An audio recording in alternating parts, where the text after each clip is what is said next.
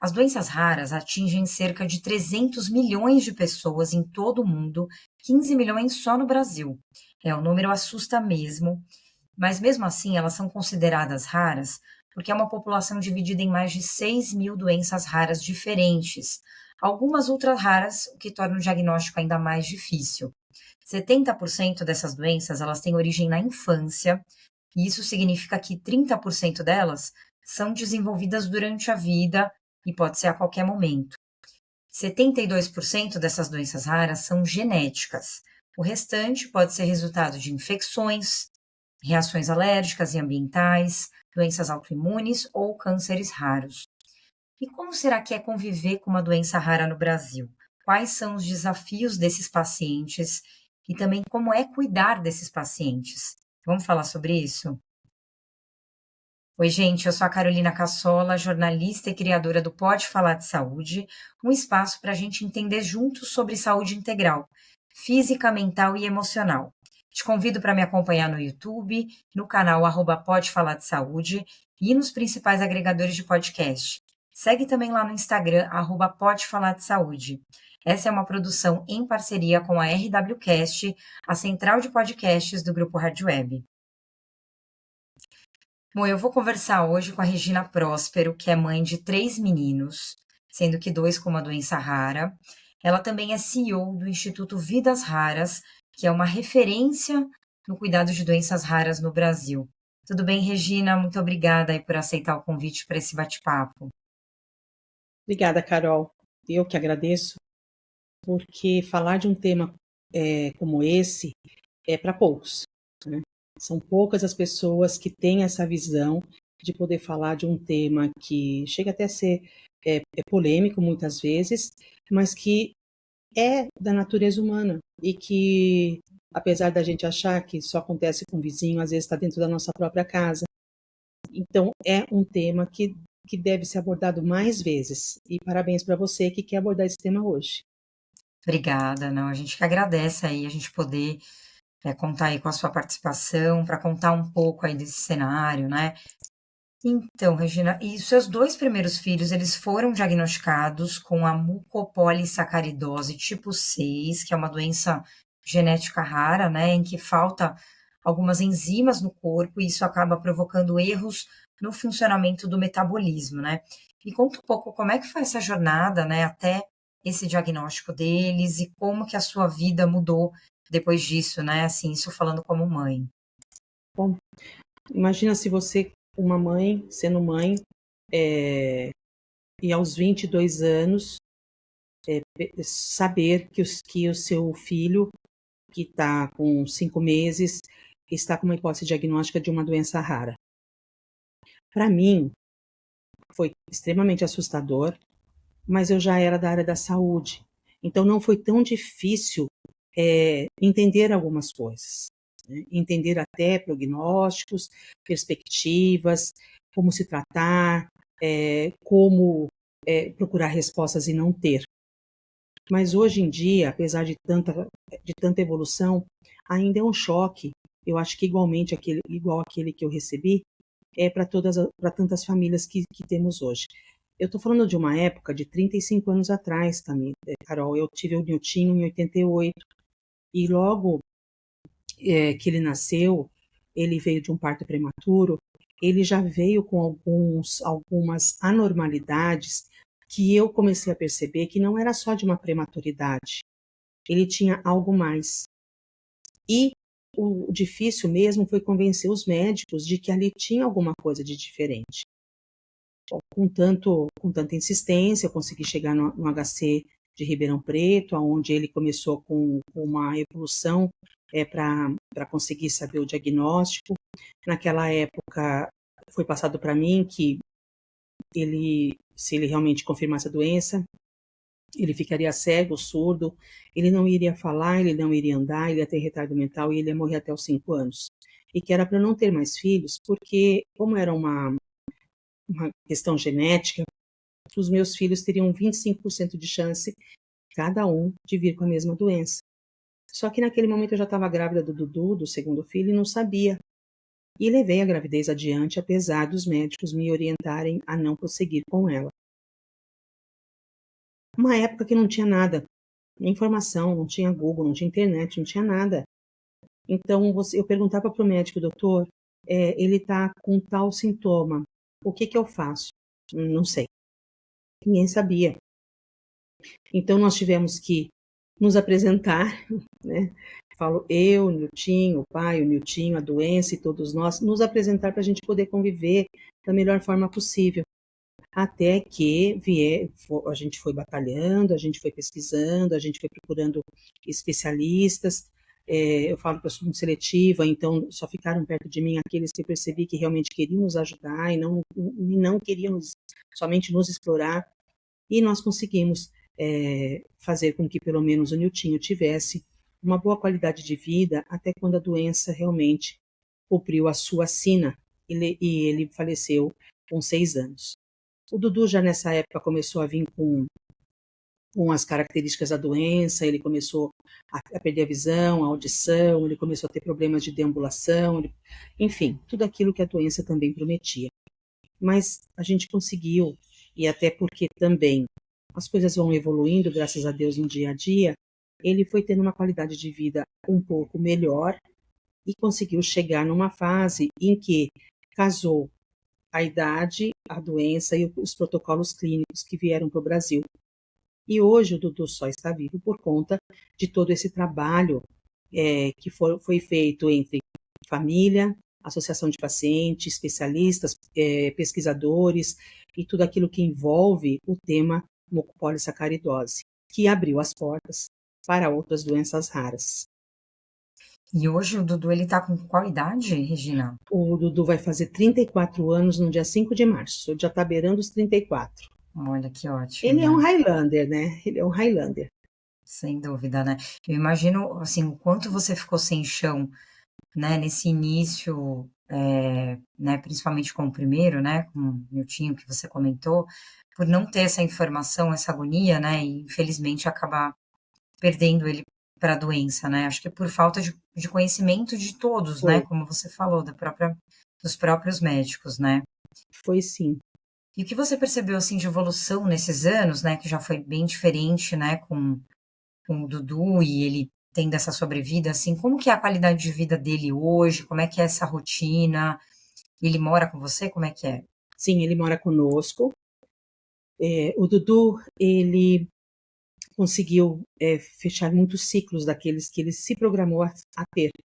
Ele estudou direito, se formou em direito, depois ele quis fazer administração de empresas, ele é formado em administração, ele é concursado público e ele é locado aqui na Prefeitura Municipal de Guarulhos, justamente na Secretaria de Acessibilidade e Inclusão. Então, ele ajuda outras pessoas que, como ele, também têm dificuldades.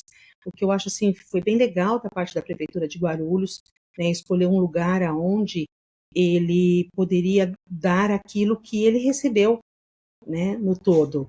Então, ele, como ele tem a formação de direito e a formação também em administração, ele consegue ajudar as pessoas que procuram a secretaria de uma forma até diferenciada, juntamente os colegas dele, que também ajudam muito, sabe? Eu acho o trabalho deles aqui, eu não estou fazendo propaganda não, tá? Mas infelizmente é assim, felizmente é a realidade. Eu vejo que existe uma diferença, né, em relação a muitos outros lugares que eu já passei, e que é uma diferença que faz a diferença na vida das famílias. Quando você me pergunta o que melhorou para as famílias, tudo, tudo. Eu estou falando de uma época lá atrás que a gente não tinha perspectiva de vida nenhuma. De repente, nós conseguimos trazer protocolos clínicos para o Brasil, conseguimos abrir as portas no sistema regulatório brasileiro de tratamentos, medicamentos, Anvisa, abrimos também passagem por CONEP, por Ministério da Saúde, Secretaria de Saúde dos Estados. Então, nós passamos aonde deveríamos ter passado, para que as famílias que hoje, eu brinco muito que o asfalto foi feito, ele foi feito de altíssima qualidade. Então, o que se está trazendo hoje está caminhando por um caminho que não tem buraco e que pode sim ajudar no total muita gente. Então, informação e outras complexidades está à disposição das pessoas. Sem dúvida. E aí, como é que, acho que diante de toda essa sua experiência, né, inclusive com os dois, como é que você criou o Instituto Vidas Raras, né? Como é que surgiu essa ideia e como é que ela foi colocada em prática, né? Já logo lá em 93, a doutora Chong e a doutora Sofia, do Instituto da Criança, elas sentaram comigo e elas comentaram que seria muito bom se eu pudesse abrir uma associação, porque isso permitiria trazer muitas coisas de bom e de útil para as pessoas, não só de mucopolissacaridose, como de outras doenças raras. Mas naquele momento eu não tinha estrutura. E eu deixei claro para elas que eu seria totalmente útil para quem precisasse, deixei meus contatos para elas darem para outros pais, mas que eu não tinha estrutura, nem física, nem emocional, para poder fazer o que elas estavam me pedindo. Acabou que a associação não aconteceu, e aí em 2001, um grupo de pais se juntou e fundou uma associação que hoje é o Instituto Vidas Raras, né? Então, assim, na verdade, a gente tinha pouca expectativa quando do nascimento da associação, porque a gente queria só nos ajudar, né, passar informação de uma família para outra, fazer com que as nossas crianças sofressem menos. Mas dali nós percebemos que algumas coisas tinham que ser feitas e tinham que ser feitas por nós, porque nós tínhamos a propriedade para aquilo, para pleitear tudo aquilo. E aí nós não fugimos à luta, né? Como um bom brasileiro, a gente arregaçou as mangas e foi atrás, mesmo não sabendo como fazer.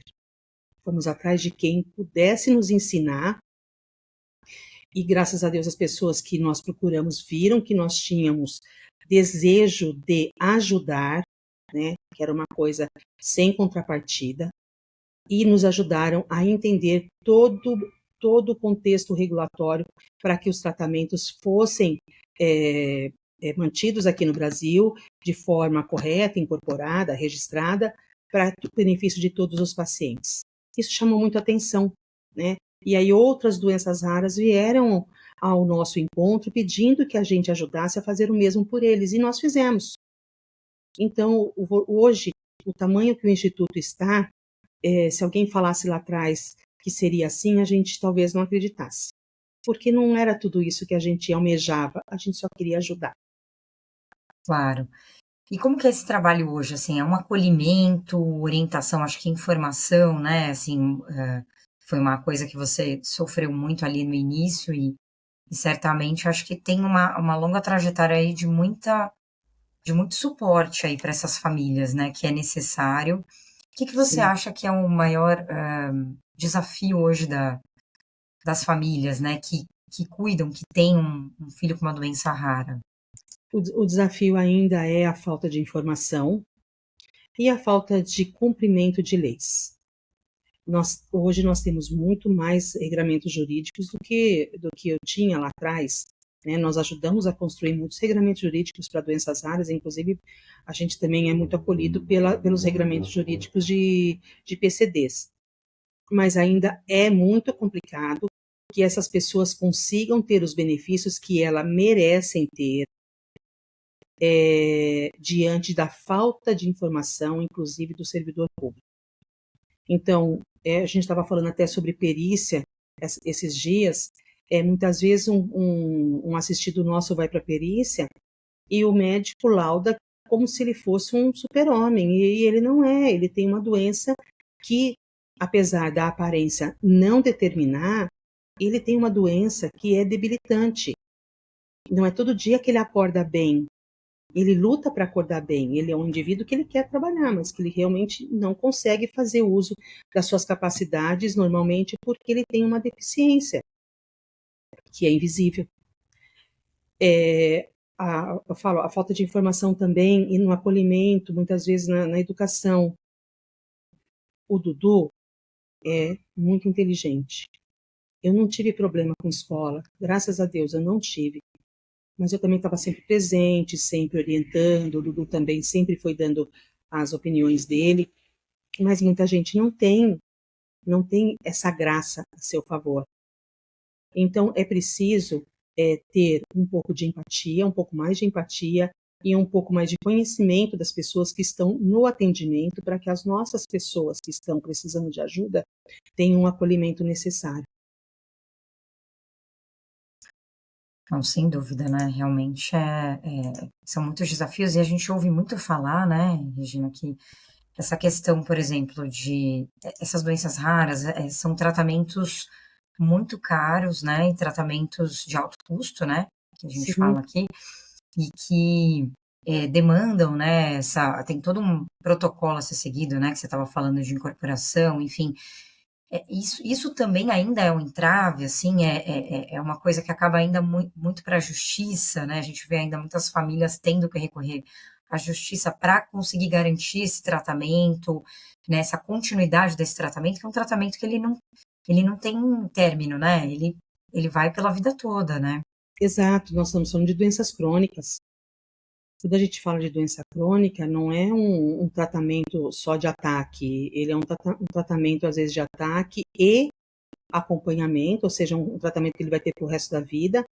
Em alguns casos, mas são pouquíssimos, a pessoa tem que ter o tratamento de ataque em casa e o tratamento de mantê-lo bem, e geralmente são tratamentos de alto custo.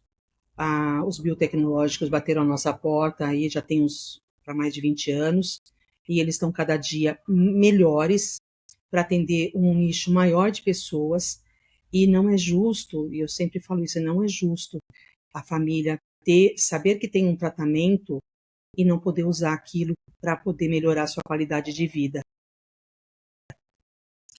É realmente muito frustrante, muito angustiante, né? Deve ser para essas famílias.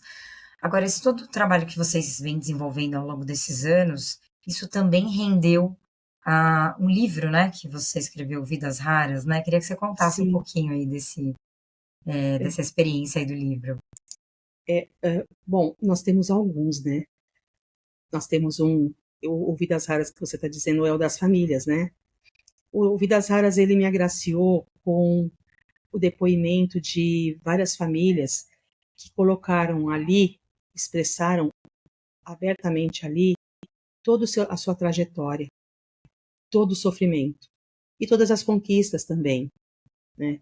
Então, ficou um livro muito bonito, porque conta a história da mãe contando do filho, às vezes o filho contando da mãe, às vezes a pessoa dela mesma. Então, é um livro que vale a pena a leitura, porque traz depoimentos totalmente confortantes, de superação e posso até dizer, de reconstrução, porque a gente acaba resignificando tudo aquilo que a gente, a princípio, teve para sua vida. É você querer alguma coisa para o futuro, mas de uma hora para outra você ter que redesenhar toda a sua vida para você se caber dentro dela e poder viver de uma forma bem, às vezes até mais feliz, né? Porque você dá mais valor naquilo que você está produzindo e você perceber que muito daquilo que a gente sonhou para o futuro veio de uma melhor forma, porém de uma forma diferente daquilo que você sonhou. Mas nós temos também o compêndio. O compêndio é um livro que traz 121 doenças raras, que é para especialistas da área da saúde. Ele está para fazer download no nosso site. Legal. Como Então, chama? compêndio de doenças raras. Tá. Esse livro, ele é meu xudozinho, porque quando lá atrás, no começo da minha trajetória, eu vi a dificuldade de encontrar sobre a doença, eu prometi para mim mesma que um dia eu ia ter algo que eu pudesse oferecer para as pessoas, para que elas sofressem menos do que eu sofri. E aí nasceu o livro Doenças Raras. E ele é todo feito por especialistas brasileiros. E agora ele vai para a terceira versão, que é a de e-book. E vai contemplar mais de 150 doenças que são mais prevalentes aqui a nível nacional. Sim. Que legal, porque isso eu acho que vai criando, isso que você está contando aí da experiência do livro, dessa troca, gerando uma troca de experiências, uma identificação das pessoas, né? Porque eu acho que às vezes nesse cenário, a pessoa, eles até, principalmente nesse início, né, que ainda, às vezes até está faltando ainda o diagnóstico, né, que é o o ponto de Sim, partida. E aí acho que essas famílias, de repente, têm esse insight, né, de falar: "Nossa, eu acho que talvez seja isso que esteja acontecendo", né. Porque acho que uhum, às vezes até os próprios médicos, se não forem especialistas, eles ainda têm muita dificuldade nesse diagnóstico, né. Eu já fiz algumas reportagens sobre doenças raras e não são muitos médicos que têm essa especialização mesmo, né, e são muitas doenças raras, né, que nem a gente estava falando lá no sim, início. sim, Então realmente é difícil até chegar nesse, inclusive dar esse pontapé inicial, né, acho que essa troca ela é importante, falar sobre o que está sendo, vivenciado, esses diferentes tipos de doenças raras, né, que as pessoas às vezes nem sequer imaginam, né. nossa, nós estamos falando de um rol de 6 a 8 mil doenças raras. Qual é o médico que consegue ter tudo isso catalogado? Não tem. Então eu sempre falo, não é vergonha não saber. A vergonha é você estacionar e não procurar saber para melhorar a vida do seu paciente. Isso sim. Mas você falar, eu não sei, quando o médico fala para mim, Carol, eu sei que eu estou no lugar certo. Porque se ele falou que ele não sabe, que ele vai atrás, você pode ter certeza que quando ele retornar, ele vai saber, ele vai estar PhD naquela doença. Agora, quando o médico começa a me enrolar e porque ele está com vergonha de assumir que não sabe, aquele médico não é para mim. Sim, tem que ter essa humildade de assumir e buscar conhecimento, né. Todos nós Sim, estamos aqui para justamente adquirir cada é, vez mais conhecimento é. mesmo, né. Eu vou te Agora dar até quando, um. Regina, assim, como é que chegam essas famílias, assim, no instituto, né, até para a gente dar um exemplo aqui, imagino que com várias angústias, né, mas eles chegam até o instituto, como é que é esse caminho, essa trajetória nessa orientação, né, do que é falado para essas famílias? Dos mais diversos caminhos. Eles chegam de todos os caminhos que você pode imaginar. Boca a boca, internet, Google, às vezes lá fora, às vezes eles mandam e-mail pedindo ajuda para alguma entidade lá fora que já nos conhecem, eles mandam para cá de volta, é, médicos, enfermeiros, Ministério Público, secretarias de saúde, Ministério da Saúde, às vezes fala assim, olha, não vou conseguir te ajudar, mas fulano vai conseguir, e indica. Outro dia eu fui consultar, fui fazer uma pesquisa no Google, e quando eu vi, a fonte era nossa. Aí eu fiquei tão feliz, Que sabe? ótimo, né, Bati vocês terem foto essa ali, referência, né. falei, nossa, a gente está como fonte desse site, gente, isso é muito bom, né? Então, assim, as famílias chegam para nós dos mais diversos tipos. Às vezes chega, as pessoas mandam um WhatsApp, eu falo assim, tá, me fala como que você chegou aqui, até para eu entender de onde é, com quem ele passou, para eu entender o contexto, porque chega das mais diversas situações. Sim. E aí nessa trajetória vocês vão dando a mão para que essas famílias consigam aí trilhar esse caminho, enfim, e buscar acesso ao tratamento, tudo isso, né, que é uma longa jornada, né. Informação, apoio. Nós fazemos parte da Aliança Rara aqui, que tem 96 entidades juntas. Então, quando você fala de uma doença, às vezes eu não sei falar dela e me procuram, eu já vou procurar na nossa rede e essa pessoa já vai estar acolhida por quem melhor sabe conduzir o assunto. Isso é bom. Claro, precisa ter uma rede grande mesmo. Eu ia até te perguntar, são 96 entidades, né.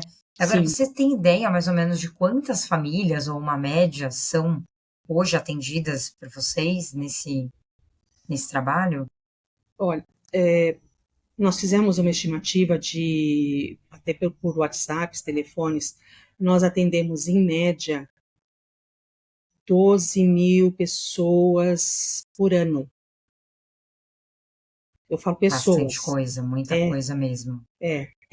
no nosso sistema de gerenciamento de paciente, nós já estamos com 4.500 de pessoas cadastradas, mas são pessoas que ficam conosco, elas são acompanhadas por nós de forma mais direta. Nós temos também pessoas que vêm através do Linha Rara, né, que é uma plataforma de atendimento. Então, juntando tudo, em torno de 12 mil, já chegou a 15 mil no ano. Olha só, que trabalho incrível, né, importante e de grande quantidade, né, quer dizer, tem muita gente aí precisando mesmo desse, realmente desse apoio, né. Sim, E o que você espera, assim, para esse futuro do instituto, né, Regina, assim, a gente falou aqui dos desafios, enfim, são muitas coisas, né, muita coisa melhorou, né, se fizer esse balanço sim, aí de muitos anos atrás, mas que precisa ser aprimorado, né, principalmente no SUS, mas também pessoas que estão na rede privada, né, que, mesmo assim também enfrentam ali as suas batalhas para conseguir garantir terapias, acesso a tratamento, enfim, né. Como é que deve ser o trabalho aí, agora nos próximos anos aí do instituto? olha, eu acho que 2024 é um ano de vai ser um ano de muitas conquistas. Não sei, eu sinto isso, tá?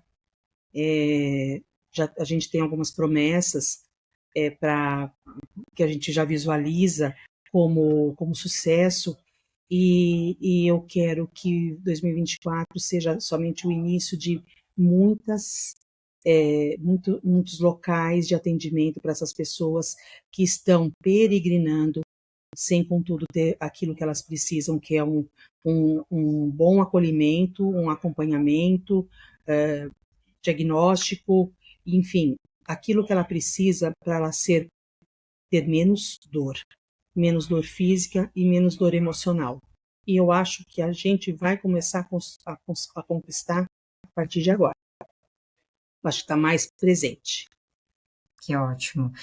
Ah, uma coisa que eu ia te perguntar, né, você tem na verdade você tem 3 filhos, né, assim, quer dizer, Sim, você teve o terceiro filho, né, esse seu terceiro tive. filho, ele teve alguma doença rara? Não, ele não. Não, não, não. O Leonardo tem 25 anos, ele é copiloto de uma companhia de aviação civil, ele está muito bem, graças a Deus, e como ele nasceu nesse meio, para ele, o anormal é totalmente normal. Uhum. Isso me deixa muito orgulhosa, porque ele não encara uma pessoa deficiente como uma pessoa como hoje a gente vê muito, né? Não, ele leva de boa, ele ajuda e ele não vê, ele não se choca com aquela diferença. Sim.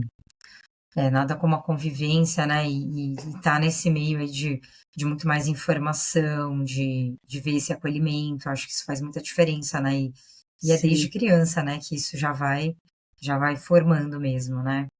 sim, Bom, que gente, eu bom. conversei com a Regina Próspero, né, que ela é aí militante ativista aí na luta aí pelas doenças raras, até como tanto por experiência própria, por ser mãe aí de 2 meninos, né, que um infelizmente faleceu, mas um deles que, tem uma doença rara, né, que é a mucopolissacaridose do tipo 6, né, e ela é CEO do Instituto Vidas Raras, que é um instituto, uma ONG de acolhimento, de orientação, de muita informação para as famílias, né, para que as pessoas possam ter aí mais, acolhimento e ter um norte aí para seguir aí na sua trajetória aí nesse caminho tão desafiador que é, esse cuidado com os pacientes com doenças raras.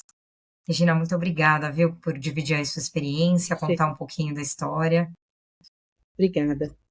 Obrigada, eu estou à disposição. Esse mês de fevereiro, nós teremos muitos eventos online para falar sobre doenças raras. Então, se vocês puderem nos seguir lá no @Vidas Raras, no nosso Instagram, né? Se você também puder compartilhar, Carol, a gente fica Claro, a gente agradecido, compartilha sim. porque hoje O começa a Instagram é nossa. @vidasraras, né, que eu já tô Isso, seguindo, eu já sigo isso, lá. isso. É porque muita coisa nós vamos colocar ali, e se as pessoas puderem ajudar e compartilhar, vai chegar em alguém que está precisando. E essa pessoa pode ficar feliz, porque ela vai ter ajudado a salvar uma vida. Sem dúvida, né. Que sempre é a luz no fim do túnel, né, a gente precisa Sim, ter acesso aí a a essa informação. informação. Exatamente. Obrigada, Regina, viu, muito gente? obrigada, viu.